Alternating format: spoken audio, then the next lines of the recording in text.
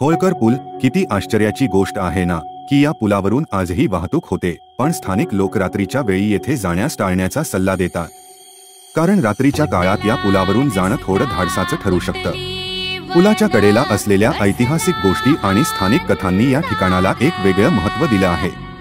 होळकर पूल फक्त एक वाहतूक मार्ग नाही, तर तो इतिहासाचा एक जिवंत साक्षीदार आहे। या पुलावरून जाताना आपण त्या काळातल्या महादेवराव पेशव्यांच्या शौर्याची अनुभूती घेतो। खडकी युद्ध दफनभूमी पुण्याच्या खडकी परिसरात रात्री या दफनभूमीत एक वेगळाच अनुभव मिळतो। अनेकांनी सांगितले आहे की रात्री इथे सैनिकांच्या ओरडण्याचा आवाज ऐकू येतो।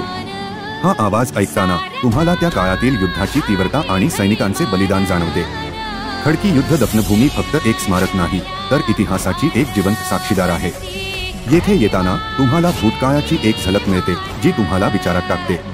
व्हिक्टरी थिएटर पुण्याच्या कॅम्प परिसरात हे थिएटर आहे। कॅम्प परिसरात नागरिक खरेदीसाठी येतात, मात्र व्हिक्टरी थिएटरमध्ये चित्रपट बघायचा म्हटलं तर पुणेकर आजही घाबरतात। या थिएटरमध्ये भीतीदायक हसण्याचा आवाज येतो असं म्हटलं जातं। पुण्याच्या महात्मा गांधी रोडवर एक हॉन्टेड हाऊस आहे, ज्याबद्दल अनेक लोकांच्या मनात भीती आहे। इथे एका मुलीची निर्घृण हत्या झाली होती आणि त्या घटनेनंतर या ठिकाणाला एक भयानक इतिहास मिळाला। रात्रीच्या काळात अनेक पुणेकर इथे जाण्यासाठी घाबरतात। काही लोक सांगतात की रात्रीच्या काळात इथे विचित्र आवाज ऐकू येतात आणि काहींना तर त्या मुलीचा आत्मा दिसल्याचेही वाटते। या ठिकाणी जाणारे लोक त्यांच्या अनुभवांबद्दल सांगताना थरथर कापतात। या हॉन्टेड हाऊसच्या कहाण्या ऐकून तुम्हाला थोडा थरार अनुभवायला मिळतो, पण एक गोष्ट नक्की आहे, इथे जाण्याची हिंमत असलेल्या लोकांची संख्या कमीच आहे। सिम्बायोसिसच्या रस्त्यावरून जाताना एक वेगळाच अनुभव येतो। विमान नगरच्या शेवटाकडे जाताना स्थानिक लोकांच्या गोष्टींवर विश्वास ठेवावा लागतो।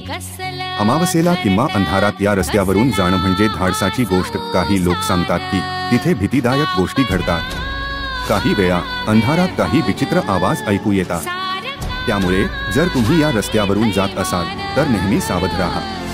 विमान नगरच्या शेवटी सिम्बायोसिस कॉलेज आहे, पण तिथे पोहोचण्यासाठी हा रस्ता पार करावा लागतो। त्यामुळे या अनुभवात थोडा धाडस आणि सावधगिरी आवश्यक आहे।